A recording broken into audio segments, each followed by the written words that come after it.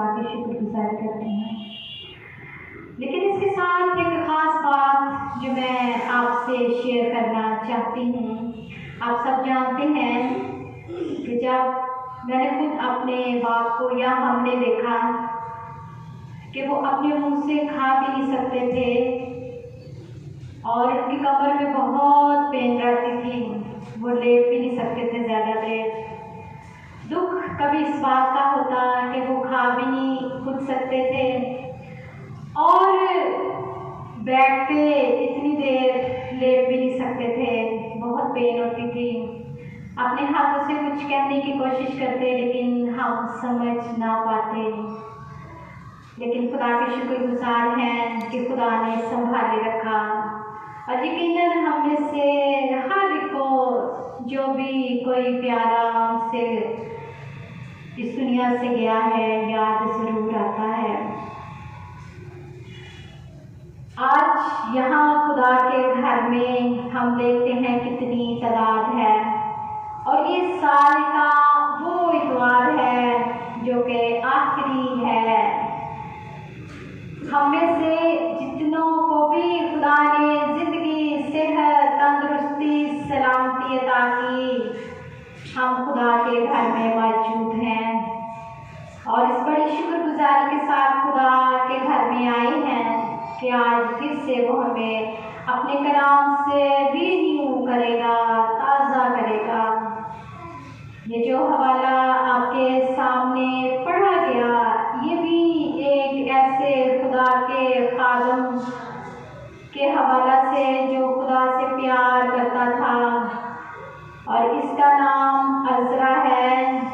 बनी इस्राइल को बाबल में ले गए और लोग न सिर्फ लोगों को बल्कि हैकल में से उन तमाम चीज़ों को जो कि हैकल में रखी जाती थी वो पाक थी और उनको बाबल में ले गए और अज़रा बहुत उदास हो गया और उसने बहुत कोशिश की कि इन मट्टी के बर्तनों को जो कि हैकल में रखने की बजाय जो बादशाह था उसने बाबल में रखा और उन बर्तनों में वो मैनोशी करता, उन बर्तनों को बेहुरमती से उसने इस्तेमाल किया।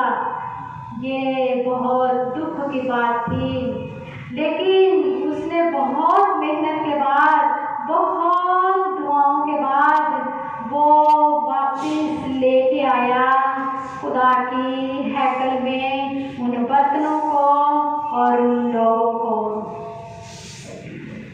आज हम इसमें से जो सीखने वाले हैं कि खुदा के लोगों को जब वो वापस लेके आया और बर्तनों को लेके आया हैकल में, तो आज वो बर्तन मैं और आप हैं।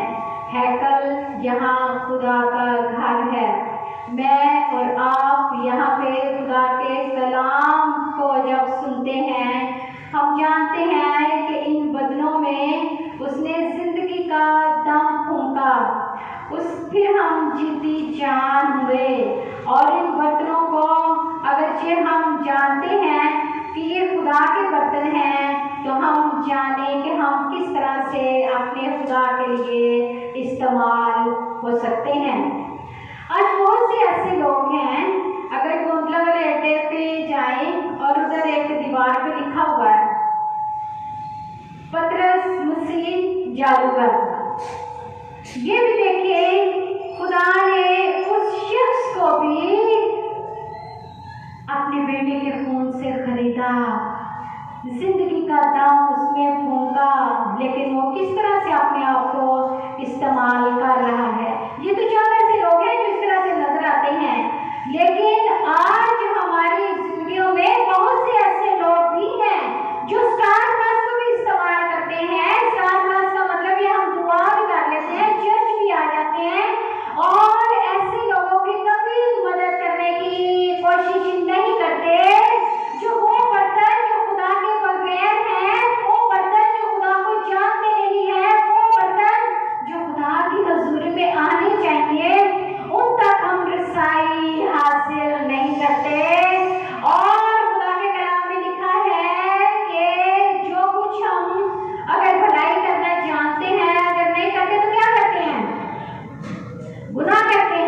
और गुनाह की मजदूरी क्या है? गुनाह की मजदूरी मौत है। इस मौत को छुड़ाने के लिए, इस मौत से रहाई देने के लिए मेरा और आपका मसीहा इस दुनिया में आया, ताकि मैं और आप इस दुनिया में तो रहें, लेकिन कभी भी इस दुनिया के हम शक्ल ना बने। तमाम ऐसे लोगों को जो खुदा को नहीं जानते, हम उनके मददगार और माउन साबित हो सकें। हम ये जानते हैं इन मट्टी के बर्तनों में के पास बहुत सा पैसा है, बेशुमार पैसा है, लेकिन पैसा जितना भी हो, जब हम बीमारी में इस्तेमाल करते हैं, अद्वियात बेशुमार आएंगी। डॉक्टर्स हम घर बैठ के बुला सकते हैं, पूरा हॉस्पिटल हम घर में बैठ के बना सकते हैं, लेकिन शिफा सिर्फ और सिर्फ उसके पास है। शिफा का मंबा वो है इन मट्टी के बर्तनों में, सिर्फ और सिर्फ बीमारी की हालत में शिफा देने वाली सिर्फ और सिर्फ उसी की जात है। और हम क्यों ना इन मट्टी के बर्तनों को सिर्फ और सिर्फ खुदा के नाम को जलाल देने के लिए इस्तेमाल कर सके। तमाम ऐसे लोगों को जो खुदा के घर में आना चाहते हैं, नहीं आते, कितनी भी मजबूरियां हैं, हम उनके साथ डिस्कस करके, उनसे पूछ के, उनसे दुआ करके, और कुछ भी नहीं हो सकता तो हम उनके लिए दुआ कर सकते हैं। ऐसे बच्चे जिनको यहाँ पे तबले पे होना चाहिए, ऐसे बच्चे जिनको गा सकते हैं, गाना चाहिए, अगर वो नहीं गाते तो जरूर जो कुछ हम देखते हैं हम उनके लिए दुआ कर सकें। ऑपोजिशन की बात नहीं कर रही, मुखालफत की बात नहीं कर रही, बिल्कुल भी इस बात पे मैं नहीं, बल्कि सिर्फ ये है कि हम उनके लिए दुआ कर सकें, ताकि जिस तरह अज़रा ने किया, वो तमाम लोगों को लेके आया और हैकल में तमाम उन बर्तनों को रखा, और फिर दोबारा से उसी तरह से हैकल तामीर हो गई, खुदा का घर तामीर हो गया, और उसमें 5 कुर्बानियां चढ़ाई जाने लगी। वहाँ पे दोबारा से नविश्ते पढ़ने जाने लगे, शरीयत को पढ़ा जा रहा था, और इस तरह से वो बहुत खुश हुआ। आज जब हम देखते हैं ऐसे लोग जो जादू करते हैं, जो तवीज़ और धागे का काम करते हैं, याद रखिए, अगर मैं और आप उन्हें देखते हैं तो उनके लिए दुआ कीजिए, उनके लिए दुआ कीजिए। वो क्यों इस तरह से करते हैं? ताकि हमें खाने के लिए मिल जाए, ताकि हमारा अच्छा घर हो। अच्छा घर तो हम ले सकते हैं, लेकिन उसमें खुशी शादमानी ना हो तो वो घर कभी नहीं कहलाता, कभी नहीं कहलाता। इज्जत और दौलत कभी भी नहीं आ सकती। इज्जत बिल्कुल नहीं होगी, दौलत तो होगी, लेकिन इज्जत कभी भी नहीं होगी। इज्जत देने वाला हमारा जिंदा आसमानी बाप है, और इज्जत को बरकरार रखने वाला भी हमारा जिंदा आसमानी बाप है।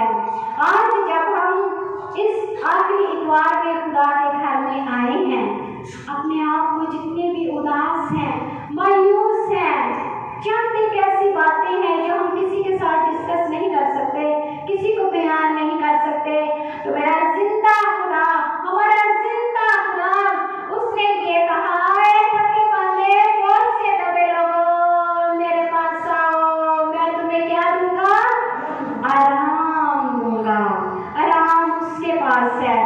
याद रखिए, जब तक ये हमारी सांसें चलती हैं, तब तक हम दुख उठाएंगे, मुसीबतें उठाएंगे, उदास होंगे, मायूस होंगे, लेकिन कभी भी वो हमें इसमें पड़ा रहने नहीं देगा। इसलिए तो उसने कहा कि थके मांदे, बोझ से दबे लोगों, मेरे पास आओ।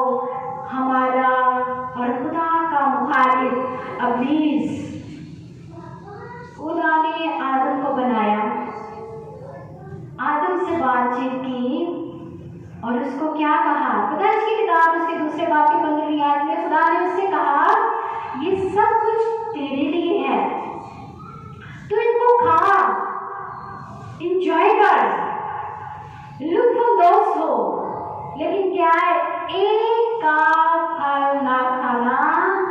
उसमें साफ जो लिखा है उसमें लिखा है तू खाया और मरा।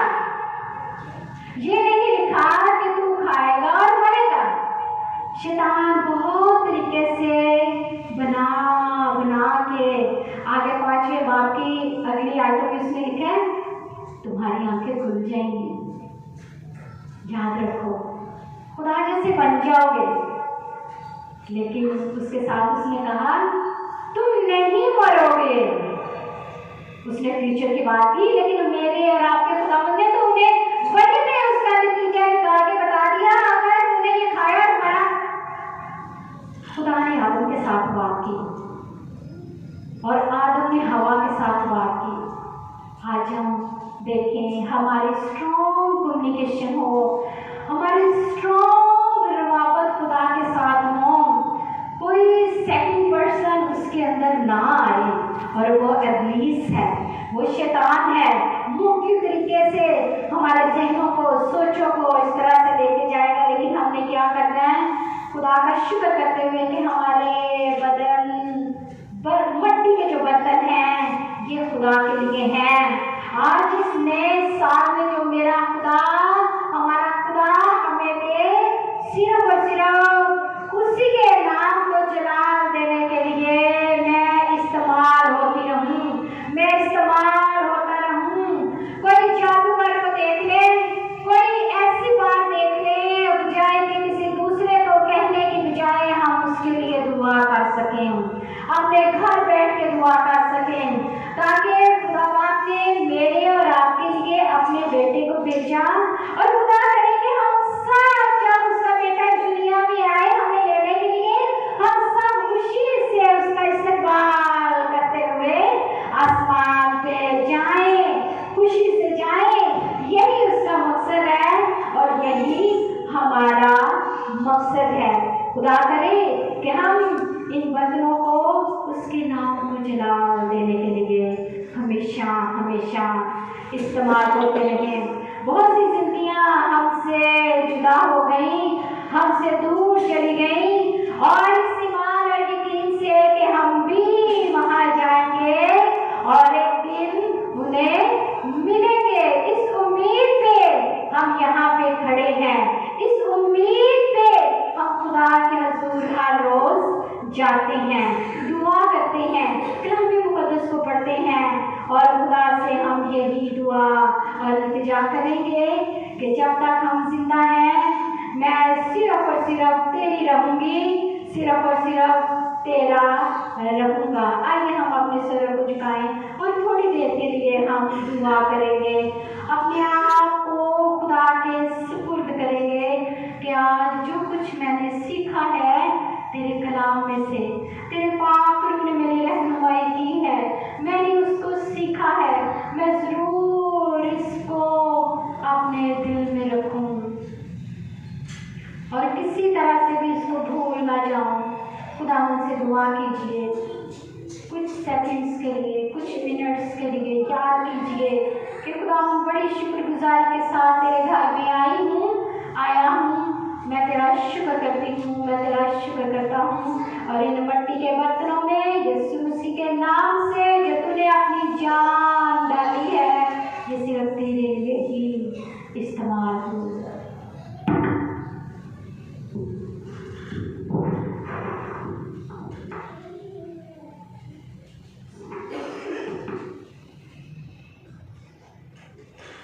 आइए हम दुआ करें, अपने सरों को झुकाएंगे। अगर उमर साहब पाक कलाम की शुक्रगुजारी करेंगे।